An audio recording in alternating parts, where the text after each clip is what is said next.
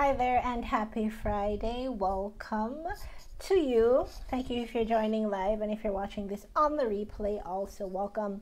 I hope everybody has had a really good week that hasn't been too affected by all of the crazy. So yeah, in going into the weekend, we are going to have a chat today about personal statements, and I'm really excited to get into this conversation because of what a wonderful match week this has been for Memorable Essay clients.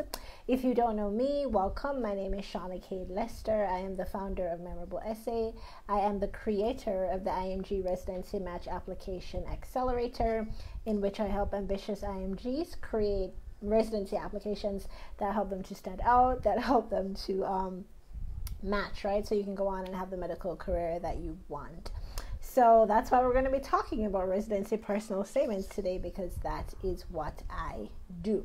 All right, so we know from program directors, based on the NRMP surveys, based on, for those of you who watch YouTube videos, for those of us who go and see program directors live when they convene, that this is something that is important to a program director for them to determine whether or not they invite you to an interview, right? These are their words. But what we don't hear so much of all the time is from persons who have applied, hearing how the personal statement, sorry for that noise, worked for them in their interview. So on the interview trail, how did it work for them? We don't necessarily hear from them all the time. So today I have 3 points that I'm going to be talking about. All of these are from clients who have had wonderful interview experiences. I'm going to share with you what they've had to say, and they've all been successful. I wanted to put that one out there too. They've actually all matched. And so I want to share what they have to say about how the personal statement works on their behalf. And so the very first and most important point is that your personal statement shows the quality of work that you deliver. What is the kind of quality of work that we can look at from you? Look to you for. Oh my God, it's Friday. What's the quality of work that we can look to you for? All right. So when you put together a personal statement that is high quality, it says to people, and this is coming from directly from the horse's mouth, from one of my favorite clients ever, from Shanique, that when you do that and you walk into the room, people see you. You are seen as somebody who produces high quality work. Therefore, you don't just put effort into your step scores. You don't just try to scrape by. You try to do the very best all the time, so that people know that when they are getting your work, they get quality work, right? And of course, who do you want to have on your team? You want to have on your team the person who does quality work. So by having a high quality application, something that is serious, something that is free from errors, you are saying to individuals that when you get me, you get somebody who does quality work. Therefore, they want to hear from you, they want you to come and interview, and eventually they want you to be on their team. The second really important way that a personal statement can help you match is that, and this one is so important and it's so powerful, it is able to communicate your motivation. So before you have an interview and before you sit before someone, unless you have a chance to rotate through their program before, or to somehow visit their program before, and you have a chance for them to meet you, people do not have any information about your motivation. And motivation is extremely important. So it's like, say for instance, a general example, you're on the road, someone asked you for money. You might not be likely to give that money to that person if you think that they're gonna go use your money and buy drugs, right? You're just not gonna give them your $10, your $500, your $1,000, depending on where you live. You're not gonna go give that person your money to go off and buy crack or cocaine or something else, right? But if somebody were to tell you that they're stuck and they're on a very important journey, they're making a very important commute of some sort, and they're asking you for $10 or they're asking you for $1,000, you're likely to give that to them because it's a very different motivation. It actually is going to make you feel some kind of way good to help them, right? It's similar when you're putting together your personal statement for residency match, right? If you tell someone, this is a true story, if you tell somebody that you want to match into internal medicine because you want to go on to specialize, because where you're from, specialists are the people who are respected and who are looked up to, this is a very different kind of motivation from somebody who says, I want to become an internal medicine physician. I want to be an internist.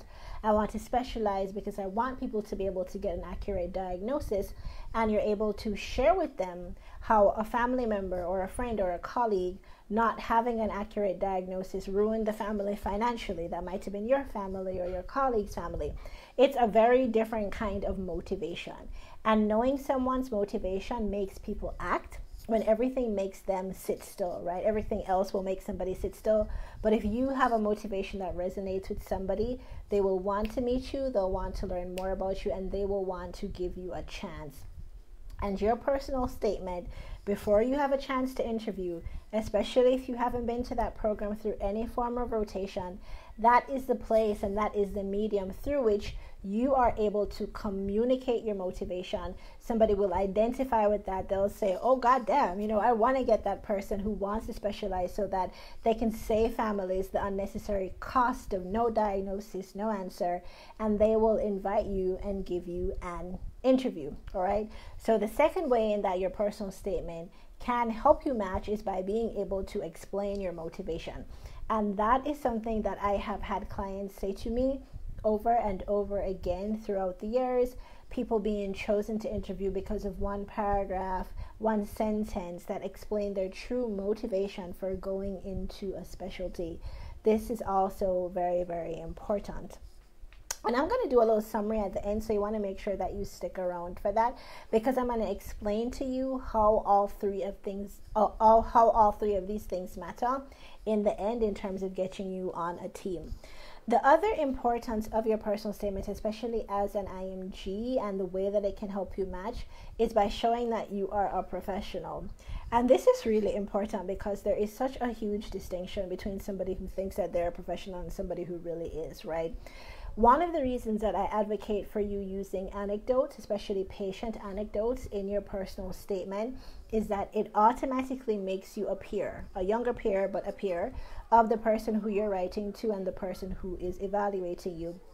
As an IMG, going to the United States, you already know that you're filling a critical shortage, oftentimes, most often, but not only, most often in primary care specialties, right? If you are a foreign medical graduate, you know that you are going oftentimes, not always, but oftentimes, to some places, to some systems, some hospital systems, some communities that other individuals are not necessarily raising their hands and jumping up to run to, all right? So you are being sent to these places, you are matching in these places oftentimes because they're tough, because they're a little bit more challenging, and because you need to be a professional in this space. You cannot be a newbie, you cannot be clueless in the way that other people are, like completely clueless, don't know what to do, can't work by themselves independently, even if you help them out for a while. In your personal statement, by using patient anecdotes, by showing people how you operate in a professional setting, you are able to communicate to them that you yourself are a professional. You yourself are ready to work. What that means, and this has been the case for my clients, especially this year, when it comes to their personal statement and their CV, with certain specific information, when you then go into an interview, you are talking with the person who is assessing you as a peer. They're asking you about very specific studies that you've mentioned in your CV. They're asking you about very specific patients who you have mentioned in your personal statement. How did you treat them? How did your team solve this case? How did you handle the patient? What would you do if this were to come back in the future? What happened to the patient? They're genuinely motivated to find out more because you're a little bit more mature. You have some more professional experience. They want to know more about how you handle that so that they're able to assess that and think about how you would handle things with their own patients. All right. So those are three ways, three very important ways, not from the program director side of the table, but now from the client side of the table, people reporting how their personal statements have worked for them on the interview trail, especially from the Match 2020 applicants. These are the ways that your personal statement will help you match. So I wrote a little summary that I wanted to share with you because it is very important for you to understand all of these things as you go through the interview season. So when we talk about being somebody who does high quality work, doing high quality work means that people will want to work with you. This is for sure.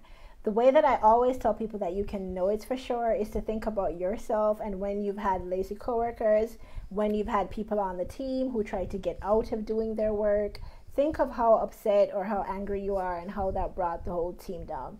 So the minute somebody can identify from the quality of work that you put forward that you are somebody who takes pride in your work, they want to work with you because they know that they will never have to pick up your slack, or even worse, that they will lose their job because of your slack. So that's what that is communicating to somebody when they see that quality work that you do in your personal statement. The other part, in terms of you having good motivation, or you having, well, your personal statement being able to explain the motivation, and if you're smart, you'll make that a good motivation. That proves to people that you want to do the work.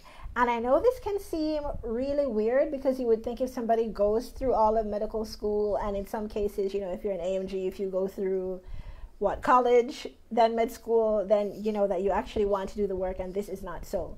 I mean, you know, not judging people who don't choose to have client-facing or like, you know, patient-facing careers in medicine, people who choose to have non-patient-facing careers in medicine. This is not a judgment of them, but you know that people can handle patients to different degrees, and people also join medicine for a variety of reasons.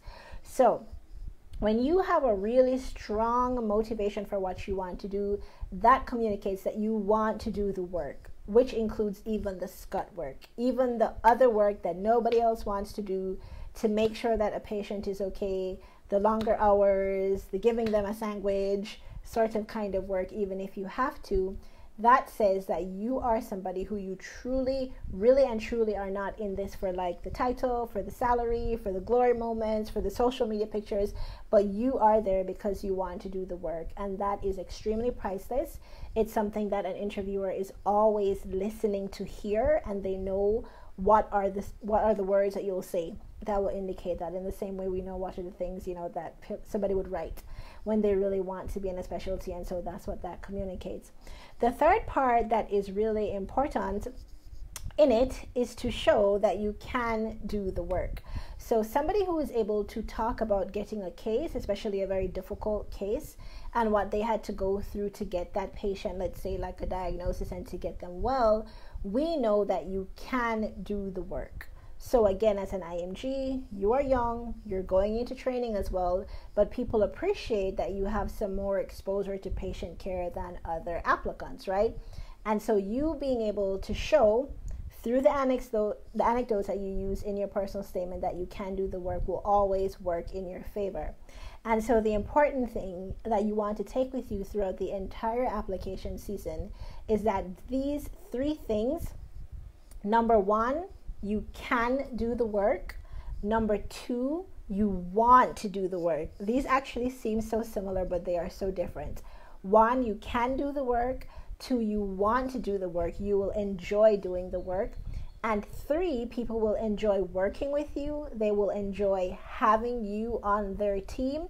You need all those three things to be there for people to want to interview you and for people to want to rank you highly. And those three things are all things that you can do through your personal statement. All right, so I hope this was helpful for you. If so, share it with a colleague, and catch you next time. Have a really great weekend. If you're catching this on the replay, thanks for tuning in. Take care.